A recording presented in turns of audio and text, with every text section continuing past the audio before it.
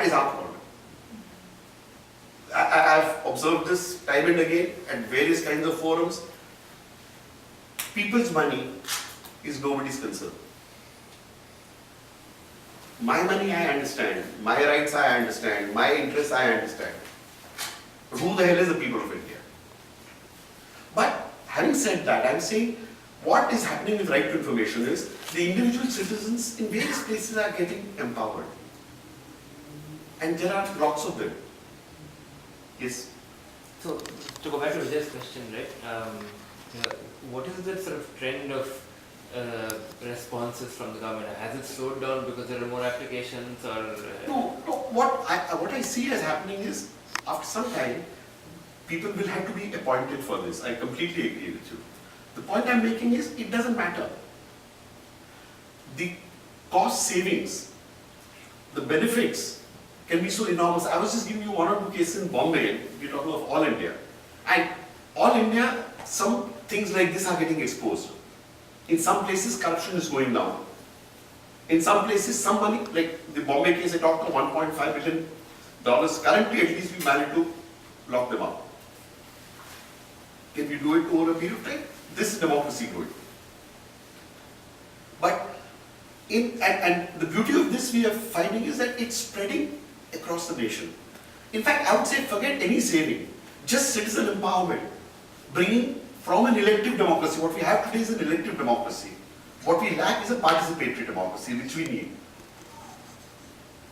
Citizen cannot participate today. The average citizen feels, I can't do anything.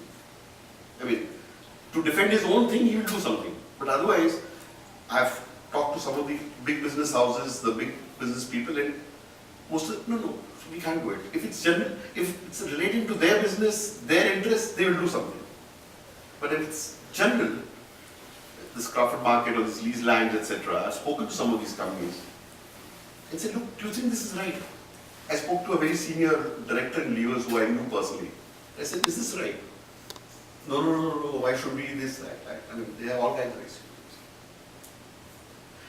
This is what I see as a great possibility. Citizens, we have to defend this act. I'm not saying it's going to be a easy cakewalk, that everything will work perfectly. One of the problems is there is a backlog at the information commissions. There is a huge backlog in information commissions. Unfortunately for the information commissions, the act did not, the original bill had talked of 30 days period for the information commissions. This, at the final day, the bill was given to members of the parliament in that morning, and that day it was passed. The final bill wasn't seen by anyone, and they dropped that 30 days. For the final stage? For the final stage. So therefore now we've got a situation where there are commissions that have got 1 year and 2 years backlog. We're trying to put pressure on them. So this is, it's not going to be straightforward. In Maharashtra we are worse strict because we are perhaps the leaders in India in terms of number of RT applications, etc. So we are getting ahead very badly. But we are negotiating with the Information Commission. We are offering them voluntary services. I have 2 volunteers who work with the Information Commission, trying to assist them to clear the backlogs. So this is a process which will keep on going. And we'll have to defend this. I'm not saying we won't have to defend it.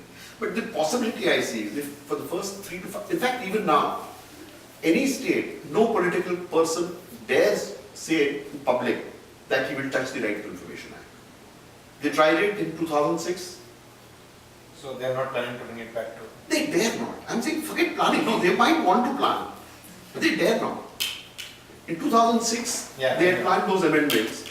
There was, and that was very early days. In fact, we were scared that we wouldn't be able to, and we could get very large numbers. But the problem is, right to information publicly, any political person finds it difficult to say it's bad. In fact, even the Prime Minister at that time, when they were bringing the amendments, we had the copies of the amendments, which were raising from 10 exemptions, it was becoming 13 exemptions. And yet, the Prime Minister sent a letter to Anna Hazare saying that we are not trying to dilute the act, we are only wanting to make it more transparent. I was telling people, I said, if 10 exemptions becomes 13, we have more transparency, if it becomes 100, we'll be fully transparent. What is an exemption? Oh, an exemption is information that shall not be given. Oh. And there are currently just 10. So they are seeking to increase the number of exemptions. And if they are allowed to get away with that, now it's still more difficult. And fortunately or whatever. So the passing of it must have been a political coup, right? Like for activists who were involved Okay, in no, let me tell you, the passing this, I was partly in that, so I sort of know what happened. Because again, a lot of these things are what I call historic opportunities or historic quirks. The Congress came to power, the UPA came to power, and Sonia Gandhi could not become the Prime Minister or did not become the Prime Minister because of the other political compulsions. Now, to establish her seat of power and to ensure that it continues, she appointed what she called a National Advisory Council. And in this National Advisory Council, she took some people who normally would never be on a government committee. Two of those people were three, okay, if you like. One was Aruna Roy, who's been championing the right to information cause and the NREGA cause. The other was Jacques Dries, a great economist, again, a fantastic chap. And the third was Jayaprakash Narayan. I personally don't think too much of him, but I mean, anyway, I must give him credit for that. So these three people, and particularly Aruna Roy and Jacques Dries, started pushing in the National Advisory Council on these two things, the Right to Information Act and the NREGA. Okay. Now, NREGA was a far more difficult thing. So with these two people pushing, they thought right to information looks good, I mean, nice to have. So Sonia Gandhi backed it, fortunately. And therefore we had almost a kind of ringside seat in negotiating with the bureaucrats for the provisions of the Act. It was actually like a negotiation of activists with the bureaucrats, we negotiated and so on. 2004, August, the serious negotiations started. By December 13th, the negotiations were over. We in fact had a party in Delhi to celebrate this. We said, hey, great, now we're getting a great act. 21st of December 2004, the bill was presented to the parliament where all the agreements were flouted, or the major agreements were flouted, definitely. So again, we went and told Sonia Gandhi, Aruna Roy and Jacques Dries went and told her and said, look, this is what was agreed, this is what they've done. And very fortunately, Sonia Gandhi wrote a letter to the Prime Minister saying, I'm very disappointed. That brought the whole change, because they appointed a parliamentary committee, where a lot of us again made presentations, and then the parliamentary committee formed the bill, in which barring one or two things, the rest were kept. Right? That's how. But the key thing is, I don't think the power classes or the bureaucrats or the politicians understood that this is the.